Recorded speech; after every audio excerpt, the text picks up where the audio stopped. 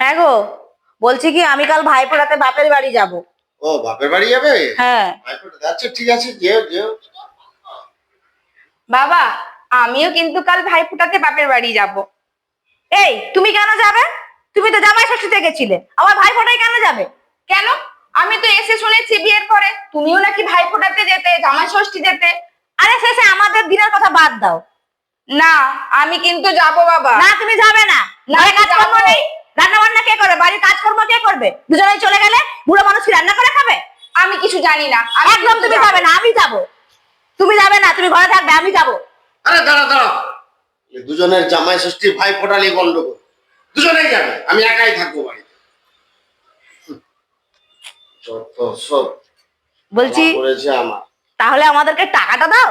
হ্যাঁ হ্যাঁ, আমাকেও।